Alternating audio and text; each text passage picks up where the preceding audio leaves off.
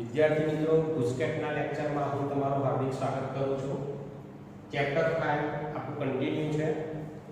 સાતત્યના topic પર આધારિત 11 દાખલા મેં તમને આગળના લેક્ચરમાં રિવિઝન કરાવ્યું છે. હવે હું તમને વિકલનના સૂત્રો પર આધારિત દાખલાનું રિવિઝન કરીએ. વિકલનના સૂત્રો એટલે sin x નું વિકલન cos x, cos x નું વિકલન minus sin x, log x નું વિકલન 1/x. ટૂંકમાં એ બધા જે સૂત્રો છે, sin inverse x નું વિકલન 1/√1 x², બરાબર. તો આ બધા સૂત્રો પર આધારિત હવે જે દાખલા છે એ દાખલાનું આપણે રિવિઝન કરીએ. ઓકે, તો એનો ફર્સ્ટ એક્ઝામ્પલ છે d/dx of tan x degree. Okay, તો મિત્રો વિકલનમાં આપણે એટલું યાદ રાખીએ છીએ, મેં તમને શીખવાડેલું છે કે જે સૌથી પહેલો ઝડપાય એનું વિકલન કરવાનું. એટલે સૌથી પહેલો કોણ ઝડપાયો? તો tan ઝડપાયો. તો શું આપણી પાસે tan નું સૂત્ર છે? તો કે હા, tan નું સૂત્ર છે વિકલનનું sec². બરાબર. બીજી એક વસ્તુ મેં તમને શીખવાડી હતી કે જે વિધેયનું જે પદનું વિકલન કરવાનું હોય એની ઉપર જુઓ, આગળ જુઓ અને નીચે જુઓ. યાદ આવે છે ને? હા, ઉપર જુઓ તો પહેલા ઘાતનું વિકલન કરવું પડે, આગળ જુઓ ખૂણા સિવાય, અને જો પદ ગુણાકારમાં હોય તો ગુણાકારનો નિયમ વાપરવો પડે, અને નીચે જુઓ છેદમાં, જો છેદમાં કોઈ પદ દેખાય તો પહેલા ભાગાકારનો નિયમ વાપરવો પડે અને પછી tan નું વિકલન થાય. જો આગળ પ્લસ માઈનસ ચિહ્ન હોય તો કોઈ ટેન્શન નહીં, આપણે tan નું વિકલન આરામથી કરી શકીએ છીએ. ફરી બોલું, મારે માની લો કે હું પહેલો ઝડપાયો tan, એટલે હું તરત જ tan નું વિકલન કરી દઉં તો ખોટું છે. tan નું વિકલન sec² એ સાચું છે, પણ tan નું વિકલન કરતા પહેલા તમારે ત્રણ વસ્તુની કાળજી લેવી જરૂરી છે. ઉપર જુઓ, આગળ જુઓ અને નીચે જુઓ. જો ઉપર જુઓ અને ઘાત દેખાય તો ઘાતનો નિયમ આવે, આગળ જુઓ અને ગુણાકારના સંબંધમાં જો કોઈ પદ દેખાય તો ગુણાકારનો નિયમ પહેલા વાપરવો પડે, પછી tan નું વિકલન આવે. નીચે જુઓ અને જો ભાગાકારનો કોઈ પદ દેખાય આપણને તો પહેલા ભાગાકારનો નિયમ વાપરવો પડે અને પછી tan નું વિકલન આવે. રાઈટ? તો અહીંયા પ્રમાણે જોઈએ આપણે તો ઉપર કોઈ tan ની ઉપર ઘાત દેખાતી નથી. આ તો ખૂણો છે, એની આગળ ગુણાકારમાં કોઈ પદ દેખાતું નથી, છેદમાં કોઈ પદ દેખાતું નથી. એનો મતલબ કે હવે હું ફ્રી છું tan નું વિકલન કરવા માટે. આગળ જે હોય તે કોઈ લેવા દેવા નિયમ ના. tan નું વિકલન તમને આવડે છે, લખી નાખો ચાલો. તો tan નું વિકલન થાય sec², આ tan નું વિકલન sec² અને અંદર જે હોય એ પદ બેઠું ને બેઠું, એને કોઈ લેવા દેવા નહીં. બરાબર.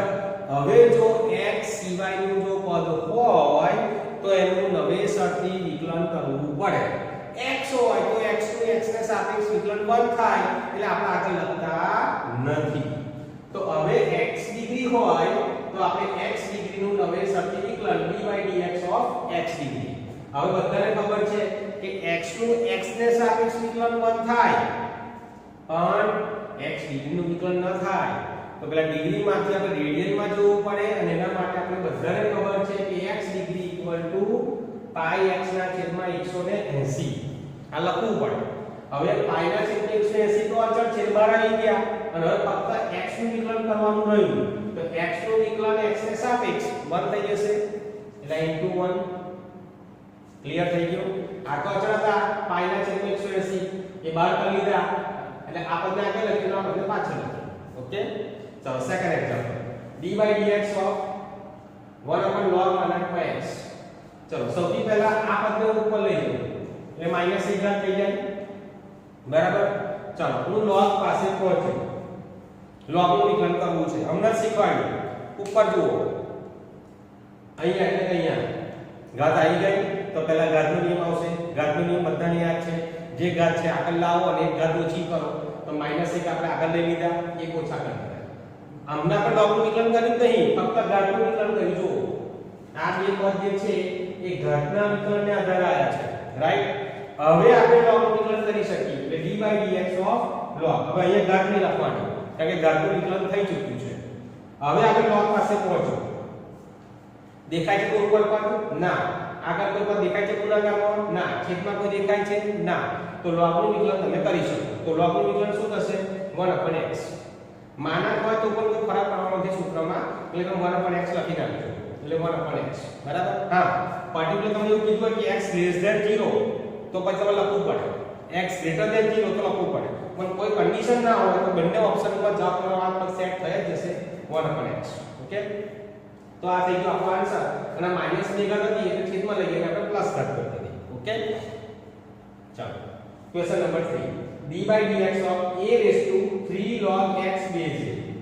તો અહીંયા તમે જોશો તો log નો બેઝ a છે. તો મિત્રો બધાને ખબર છે કે આ સૂત્ર a raised to log x base a. એટલે આ બંને પદ જો સરખા હોય તો આપણો આ જવાબની અંદર x આવે. બધાને એવું ખબર છે, બરાબર ને? હા. બધું નીકળી જાય, આ બધું નીકળી જાય, ફક્ત x આપણો આન્સર આવે. તો અહીંયા સેમ એવું છે, જોઈ લો a raised to log base a છે. તો સૌથી પહેલા અહીંયા આગળ સંખ્યા ન હોવી જોઈએ આપણે. તો log ને કારણે આપણે આ પદને આપણે ઘાતમાં લઈ શકીએ. એ મેં તમને લાસ્ટ ટાઈમ લેક્ચરમાં શીખવાડી દીધું, બરાબર છે? કે log x raised to n હોય તો એને તમે આગળ લઈ જઈ શકો n log x.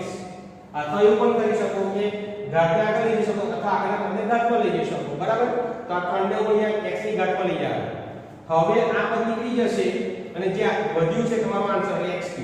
હજુ આપણે વિકલનની ક્રિયા નહીં કરી, આપણે ફક્ત અંદરના પદનું સાદુરૂપ આપ્યું છે. વિકલન નથી કર્યું એટલે મેં d/dx એ જ રીતે આપ્યું મૂક્યા. જુઓ, વિકલન નથી કર્યું એટલે d/dx એ જ રીતે છે, ફક્ત અંદરના પદનું આપણે સાદુરૂપ આપ્યું. હવે x3 નું વિકલન કેટલું? ઘાતનો નિયમ 3x2. મિત્રો હું નમૂના પેટે દાખલા લઈ રહ્યો છું. હું જે શબ્દ સ્વરૂપે સમજાવવા માંગુ છું એ મેથડ તમારે ખાસ જોવાની છે. તો હું શબ્દો કયા બોલી રહ્યો છું, બરાબર છે? દાખલા પરીક્ષણ ગમે તે આવશે તો સ્ટેટમાં, પણ હું જે શબ્દ બોલી રહ્યો છું આપણે આટલા નિયમોનું પાલન કરવાનું છે એ ખાસ તમારે કાળજી લેવાની છે. ચલો, log x raised to n base છે a raised to n. મિત્રો બધાને ખબર છે કે log નું વિકલન ક્યારે કરી શકાય. log નું વિકલન આપણે d/dx of log x base e. log નું વિકલન ત્યારે જ કરી શકાય જ્યારે બેઝ e હોય. log નું વિકલન ત્યારે જ કરી શકાય જ્યારે બેઝ e હોય. અને ગણિતમાં આપણે સ્વીકારી લીધું છે કે ગણિતની ચોપડીમાં કે પેપરમાં તમને જો log આપેલો હોય અને બેઝ ન આપ્યો હોય તો આપણે e સમજવાનો છે. Just like here. જો આ પદની અંદર બેઝ નથી પણ આપણે સમજી લીધું કે e છે, રાઈટ? પણ જો આપણે e ન હોય, બીજું કંઈક લખેલું હોય તો પહેલા આપણે લાવવું પડે. તો મિત્રો અહીંયા આધાર પરિવર્તનનો નિયમ વપરાશે, બેઝ લાવવું પડે. તો આધાર પરિવર્તન નિયમ આપણે એવું શીખવાડે છે કે log a બેઝ e હોય તો આપણે બંનેના log અલગ અલગ લઈ શકીએ. એટલે log a log b જો આ રીતે. અને હવે અહીંયા બેઝ નહીં લખવાનો. બેઝ ના લખેલા ઓટોમેટિકલી e સમજી લેવાનું. ધ્યાનથી જોઈ લો. જો આ પદને આપણે લખી શકીએ તો એક્ઝેક્ટલી આ પદને આપણે લખ્યું છે. જુઓ, log x raised to n આવી ગયા, log a raised to n આવી ગયા. ફરી પાછો આધાર પરિવર્તનનો નિયમ, બંને જગ્યા પર n આગળ લઈ લીધા, n ને કેન્સલ કરી નાખ્યા. હજુ વિકલનની ક્રિયા આપણે નથી કરી એટલે d/dx આપણે આગળ રાખી મૂક્યા છે. ઓકે? ચલો, d/dx. હવે આ તો અચળ પદ થઈ ગયું કારણ કે ચલ કોણ છે? x. x સિવાયના બાકીના પદને આપણે અચળ ગણીએ છીએ. તો અચળ પદને વિકલનની બહાર લઈ શકાય, માટે આપણે log a ને બહાર લઈ લીધો. અને log x નું વિકલન તો મારો પણ x બધાને ખબર છે. 5 number y sin inverse x sin inverse √1 - x². તો d/dx ખાલી જગ્યા. મિત્રો x ની કન્ડિશન આપણને આપેલી છે. તો આ કન્ડિશનના આધારે તમે કહી શકો કે આ જે પદ છે એ એક્ચ્યુઅલી cos inverse x છે. ચેપ્ટર નંબર 2 ત્રિકોણ નિત્ય પ્રતિવિધેયો એમાં આપણે શીખીને આવ્યા છે. એટલે આની જગ્યાએ લખી નાખો cos inverse x. તો મિત્રો ચેપ્ટર નંબર 2 નું સૂત્ર તૈયાર થઈ ગયું. આ તો થઈ ગયા પાઈ બાય 2. બોલો, હવે વિકલન કરી શકો તો dy/dx અચળ પદનું વિકલન 0. તો અહીંયા આપણો આન્સર આવશે 0. એટલે થોડું લોજિકલી આપણે સૂત્રો પણ બનાવવા પ્રયત્ન છે, વિકલનો દાખલો છે એટલે ડાયરેક્ટ વિકલન કરવાનું ચાલુ કરી દેવાનું, એવું વિચારવાનું નહીં. જો અહીંયા પણ સૂત્ર આવ્યું, અહીંયા પણ સૂત્ર આવે છે, અહીંયા પણ સૂત્ર આવે છે, તો આ અહીંયા પણ તમારે x ડિગ્રી નું સૂત્ર આવ્યું છે. તો આ બધી વસ્તુઓ તમારે સાઈડમાં યાદ રાખવાની છે. 6 નંબરનો example d/dx of log √1 + x² base 3. જો ફરી બેઝ 3 આવી ગયો એટલે બેઝ ઈ લાવવો જ પડે.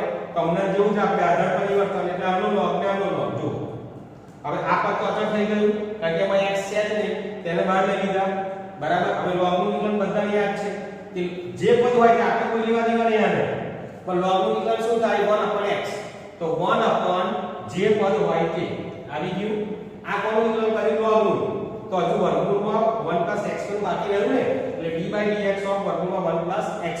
ક્લિયર? આ બે પદ આપણે એ જ રીતે લખી નાખ્યા. હવે વર્ગમૂળ તો મિત્રો મેં તમને શીખવાડેલું છે વર્ગમૂળનું વિકલન d/dx of વર્ગમૂળમાં x. શું વિકલન થાય? પહેલા વર્ગમૂળનું વિકલન કરવાનું 1/2 √x. હવે જો x હોય તો આપણે પતી ગયું, પણ x ના હોય તો નવેસરથી પાછા x નું વિકલન કરવું પડે. એટલે શું કર્યું? વર્ગમૂળનું વિકલન 1/2 અને જે પદ છે પદ બેઠું તે પ્રમાણે આ વર્ગમૂળનું વિકલન 1/2 અને પદ બેઠું. ઓકે. હવે પાછું વર્ગમૂળની અંદરના પદનું વિકલન નવેસરથી એટલે d/dx of 1 + x². બરાબર. હવે આ તો વિકલન તમને આવી જાય અચળ પદનું 0 અને x² નું 2x. હવે 2 કેન્સલ થઈ ગયા.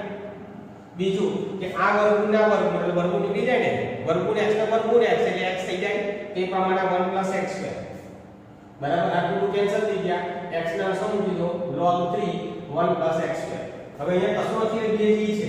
હવે આ પદને જો મારા અંશમાં લખવું હોય તો આ બંને ઉલટા કરવા પડે, એટલે જે ઈ છે બેઝ એ અહીંયા log બની જાય અને જે 3 છે એ એનો બેઝ બની જશે. ઓકે. એટલે ઓપ્શન પ્રમાણે કામ કરવાનું. ઓપ્શન જે વિકલ્પો આપેલા હોય એમાં આ જવાબ હોય તો આ જવાબ, અને આ ના હોય તો આવું આધાર પરિવર્તન પણ તમારે વિચારવું પડે. Example number 7 tan 1x upon 1 + tan 1x. જો tan 1x ને સાપેક્ષ વિકલિત શોધો તો સૌથી પહેલા આપણે આ પદને u કહી દઈએ. સાપેક્ષ વિકલિત આવે એટલે પહેલા પદને u, બીજા પદને v. આ ફરજિયાત કહેવાનું. સાપેક્ષ વિકલિતનો દાખલો આવે તો પહેલા પદને u, બીજા પદને v ફરજિયાત કહેવાનું છે. ચલો u ને લખી દીધા. હવે આ જે v છે ને બેઠું u માં દેખાય છે. પર્ટિક્યુલર આ દાખલા માટે દરેક દાખલામાં આવું થાય તે જરૂરી નથી, પણ આ દાખલામાં એવું છે કે v tan 1x અને બેઠું દેખાય છે તેનો મતલબ હું કિંમત મૂકી શકું. તો આની જગ્યા પર v આવી ગયો, આની જગ્યા પર v આવી ગયો. બરાબર. હવે મારે u નું v ને સાપેક્ષ વિકલન કરવાનું, એટલે વિકલન કોની સાપેક્ષ કરીશ? v ની સાપેક્ષ. તો du/dv. હવે જો અંશ અને છેદ બંને દેખાય છે એનો મતલબ કે ભાગાકારનો નિયમ આવશે. તો ભાગાકારનો નિયમ શું કરીએ છીએ? છેદનું પદ છેદમાં અને એનો વર્ગ કરી દઈએ છીએ. છેદના પદનો વર્ગ છેદમાં. ચાલો છેદનું પદ અચળ, અંશના પદનું વિકલન. તો v નું v ને સાપેક્ષ વિકલન 1, પછી વચ્ચે ચિહ્ન માઈનસ, અંશનું પદ અચળ, છેદના પદનું વિકલન. તો 1 નું વિકલન 0 અને v નું વિકલન 1. હવે આ 1 ના અંદર મલ્ટીપ્લાય કરો, આ v ની અંદર મલ્ટીપ્લાય કરો, v કેન્સલ એટલે 1 વધ્યા અને આ v ની વેલ્યુ પાછી મૂકી દઈએ tan 1x. તો આ તમારું du/dv. 8 નંબર sin²x નું x² પરથી વિકલિત શોધો. સાપેક્ષ પરથી વિકલિત આવે એટલે યાદ રાખી લેવાનું કે u અને v ધારવા જ પડે. તો u sin²x, v x². ચાલો હવે તો અહીં x² બેઠો નહીં દેખાતો એટલે હું એ કિંમત u અને v ને ભેગા ન કરી શકું, રાઈટ? તો શું કશો વાંધો નહીં, u માં ચલ કોણ છે? x, v માં કોણ ચલ છે? x. બંનેમાં સરખો જ ચલ હશે. u અને v બંનેમાં સરખો જ ચલ હશે. એનો મતલબ એ થાય કે હું u નું x ને સાપેક્ષ વિકલન કરું, v નું પણ x ને સાપેક્ષ વિકલન કરું, એટલે du/dx. ચલો પહેલા ઘાતનો નિયમ મેં તો શીખવાડી દીધું, બરાબર? રિપીટ નહીં કરવાનું તમે. એટલે પહેલા ઘાતનો નિયમ 2 એક ઘાત ઓછી, બરાબર? હવે sin નું વિકલન cos x અને x નું વિકલન 2x. હવે આપણે du/dv શોધવાના છે કારણ કે આ u અને આ v. તો u નું v પ્રત્યે વિકલન એટલે du/dv. તો du by dx du by dx ની કિંમત 2 sin x cos x du by dx ની કિંમત 2x આ તમારું ફોર્મ્યુલા છે એટલે 2x sin 2x ઓકે ચલો question number 9 d by dx of tan inverse 1 minus x upon 1 plus x મિત્રો ફોર્મ્યુલાનો ઉપયોગ કર્યો છે મેં અહીંયા 1 minus x હવે આ x જે છે એ આ બેના ગુણાકાર સ્વરૂપે લખી શકું ઉપર જે બે પદ છે એ બે પદનો ગુણાકાર કર્યો અને રકમ પાછી આપણી એની એ છે જુઓ તો આ તો ફોર્મ્યુલા તૈયાર થઈ ગઈ યાદ આવી formula tan inverse x minus tan inverse y बराबर चैप्टर 2 ની ફોર્મ્યુલા બરાબર tan inverse x minus y upon 1 plus xy બરાબર છે એટલે અત્યારે પાસે આવું પદ છે તો આપણે આવું લખી શકીએ ને તો આ લખવા માટે મારે x નો વેલ્યુ ઉપયોગ કરવો પડે તો એ પ્રમાણે અહીંયા 1 અને x છે તો tan inverse 1 minus tan inverse x હવે tan inverse આ ડિવાઇડ dx છે બંને પદનું વિકલન અલગ અલગ કરી શકાય આ પદનું વિકલન અલગ અને આ પદનું વિકલન અલગ હવે અચળ પદનું વિકલન 0 tan inverse x નું વિકલન 1 upon 1 plus x તો આ તમારો ફાઇનલ આન્સર આવી ગયો -1 upon 1 plus x આભાર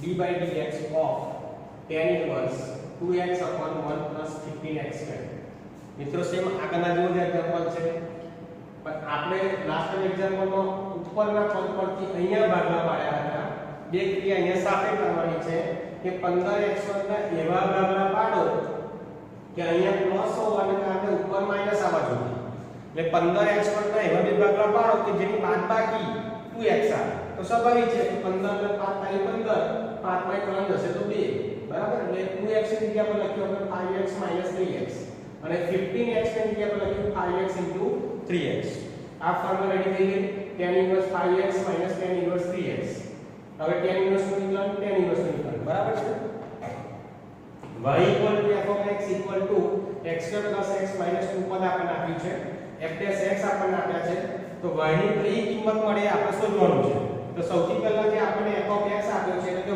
y તો મેં આના હવે પાડી દીધા x + 2 અને x - 1 અહીંથી x કોમન કાઢી લીધા એટલે આ કેન્સલ એટલે x + 2 upon x હવે આનું વિકલન કરીએ બાકી માં વિકલનની જરૂર છે y લખું કે f(x) લખું વસ્તુ સરખી જ છે એટલે આ પ્રમાણે વિકલન dy/dx આટલું આવી ગયું હવે dy/dx ની વેલ્યુ પણ આપેલી છે -1/2 f(x) નો કે dy/dx નો વસ્તુ સરખી જ છે y નો કે f(x) નો વસ્તુ સરખી જ છે હવે આને હું f(x) પણ કહી શકું કોઈ પ્રોબ્લેમ નહીં બરાબર છે તો અહીંયા dy/dx કે f(x) તો -1/2 તો આની વેલ્યુ -1/2 આપણે કીધી દીધી આ આગળનો ભાગ છે આગળ તો આની વેલ્યુ કીધી -1/2 એટલે આપણને x મળી ગયા +or -2 હવે આ કિંમત આપણે અહીંયા મૂકી દઈશું એટલે આપણને y મળી જશે તો y નો આપણને આન્સર મળ્યો 0 અને 2 ચલો f(x) આપણને બે વિધિ આપેલા છે બે સૂત્રો એના x belongs to open interval 0 to 1 અને 1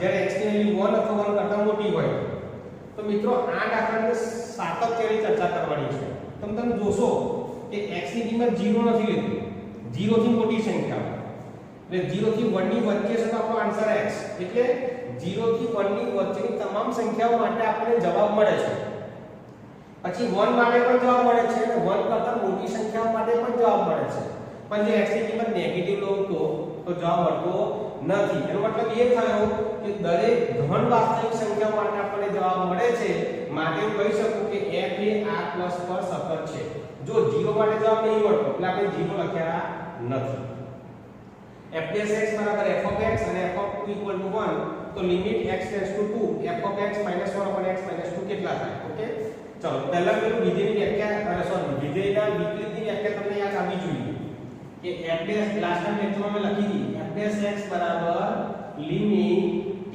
→ x f(t) - f(x) t - x બરાબર તો આવું પદ જો લાગુ હોય તો 1 ની જગ્યાએ મારે f(2) લખવા પડે તો 1 ની જગ્યાએ f(2) તો હવે આ સૂત્ર તૈયાર થઈ ગયું આ ટાઈપનું તો હવે આની જગ્યા પર આ લખી શકું f'(x) x એટલે કયો અહીંયા જે આવે તે એટલે f'(x) તે પ્રમાણે f'(2) અહીંયા 2 આવ્યો છે f'(2) હવે તો f'(x) ને f(x) બંને સરખા છે એટલે f'(2) લખું કે f(2) લખું વસ્તુ એક જ થઈ અને હવે f(2) નો આન્સર તમને આપવામાં આવ્યો છે 1 બધું ભેગું છે પણ તમને વ્યાખ્યાનો ઉપયોગ કરતા આવડવું જોઈએ સેમ વસ્તુ એવું વિધેય કે જેનું વિકલન સરખું થાય અને વિધેય પણ સરખું થાય વિધેય પણ સરખું અને વિધેયનું વિકલન પણ સરખું એનો મતલબ કે f(x) = e⁻x ઓકે હવે જો f(x) નું વિકલન છે g(x) તો d/dx of f(ax + b) હવે જો x ની જગ્યા પર ax + b આ તો અહીંયા x ની જગ્યાએ ax + b લખવા પડે બીજું કે આનું વિકલન નવેસરથી કરવું પડે તો x નો સહગુણક એ તો આવશે જ x નું વિકલન 1 એટલે અચળ પદનું 0 એટલે વધારાનો બિંદુ એ કરવો પડે f તથા g વિકલનીય વિધેયો છે g ઓ આપણને આપ્યા છે તદે વિધેય જુઓ આયા f (p) = 9 f'(p) = 9 તો g'9 = ખાલી જગ્યા ચાલો અહીંથી શરૂઆત કરો તદે વિધેયનો મતલબ કે જે કિંમત પસંદ કરી હોય એ જવાબ એટલે g(f(x) = x ઓ કાઢો અને કૌંસ કરો બરાબર હવે વિકલન કરું છું વિકલન એટલે બહારના પદથી શરૂઆત થાય તો પહેલા g નું વિકલન g' અંદરના પદ એવા ને એવા હવે અંદરના પદનું વિકલન f' અને સામે x નું વિકલન 1 હવે રકમમાં બધી જગ્યા પર x ની જગ્યા પર p છે જુઓ એટલે હું આમાં ચલ પરિવર્તન કરાવું છું x ની જગ્યા પર p લખું છું ઓકે હવે તમે જુઓ f(p) ની વેલ્યુ કેટલી છે 9 તેની જગ્યા પર 9 મૂક્યા f'(p) ની વેલ્યુ એ પણ 9 છે એટલે એની જગ્યા પર 9 મૂક્યા મારે g'9 શોધવાના છે પણ 9 કઈ જશે છેદમાં ક્લિયર f(x) આપણને આપ્યું છે અને સતત છે હું કહ્યું છું x = π/3 આપણે સતત હોય તો k બરાબર ખાલી જગ્યા મેં ગઈકાલ તમને સતતની વ્યાખ્યા શીખવાડી બરાબર છે મૂળ વિધેયની કિંમત એટલે f(π/3) આવી ગયું લિમિટ x → a ની જગ્યા પર π/3 એટલે f(x) equal to not equal to y એટલે પેલા બે વિધેય વાળી વ્યાખ્યા લેસ ધેન ગ્રેટર ધેન આવે તો 3 ડાબી બાજુનું લક્ષ જમણી બાજુનું લક્ષ અને મૂળ વિધેયની કિંમત એ ત્રણ સૂત્રો આવે બરાબર ચાલો હવે અહીંયા શું કરીશું f(π/3) એટલે આપણે એની જગ્યાએ વેલ્યુ કેટલી આપણે આપી છે કે લખી નાખ્યા f(x) નું સૂત્ર મૂકી દીધું હવે મિત્રો એક એલ હોસ્પિટલનો રૂલ્સ છે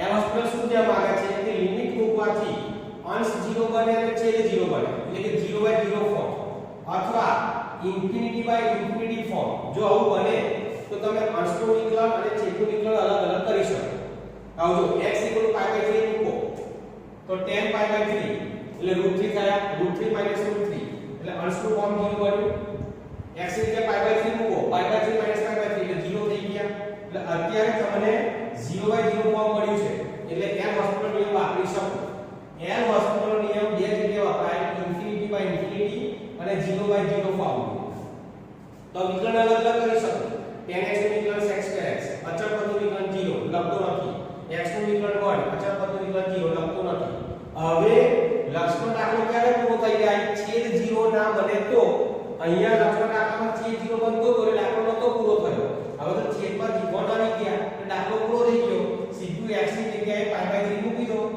આ π/3 sec π/3 નો આન્સર છે 2 એટલે 2 નો સ્ક્વેર આન્સર 4 સેમ દાખલો નીચેનો પણ છે જો f(x) = 10 π/4 - x upon cot 2x એ x = π/4 આપણે સતત હોય તો f આગળ શોધો ચલો વ્યાખ્યા પ્રમાણે f(π/4) એટલે લિમિટ x → π/4 f(x) f(x) નું સૂત્ર મૂકી દીધું બરાબર હવે અહીં વિચારો ચાલો x ની જગ્યાએ π/4 મૂક્યા એટલે tan 0 થયા એટલે ઉપરનું ફોર્મેટ કેવું થયું 0 tan 0 નો જવાબ 0 હવે π/4 અહીંયા મૂકો એટલે cot π/2 બને cot π/2 એટલે cos π/2 ના છેદમાં sin π/2 હવે cos π/2 એટલે 0 0 છેદમાં 1 એટલે જવાબ 0 તો આ ફોર્મેટ પણ કયું બન્યું 0/0 એટલે એલ હોસ્પિટલનો નિયમ વાપરી શકીએ તો અંશના પદનું વિકલન અલગ છેદના પદનું વિકલન અલગ ચલો tan નું વિકલન શું થાય sec2 પદ એવું અને x નું વિકલન થાય -1 એ ભૂલવાની પાછું cot નું વિકલન થાય -cos x2 ખૂણો એવો જ અને ખૂણાનું વિકલન નવેસરથી એટલે 2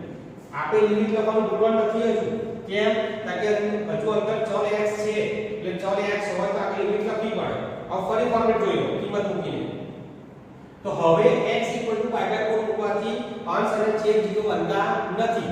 ખાલી આપણે છેદ જ જોવાનું, છેદ 0 બનતો નથી માટે કિંમત મૂકી શકીએ. ચાલો x ની જગ્યાએ π/4 મૂકો તો π/4 - π/4 એટલે 0 થઈ ગયા. આ માઈનસ ના માઈનસ કેન્સલ થઈ ગયા, બરાબર. હવે આ જે 2 છે એ 2 ને આગળ લઈ લીધા. cos x ² 2 x ની જગ્યાએ π/2 π/4 એટલે π/4 એટલે 2 કેન્સલ એટલે π/2 પડી ગયા. હવે sec 0 ની વેલ્યુ 1 અને cosec π/2 એટલે sin π/2 નું વ્યસ્ત એટલે 1 એટલે આ આન્સર આવી ગયો 1/2. ઓકે, આભાર.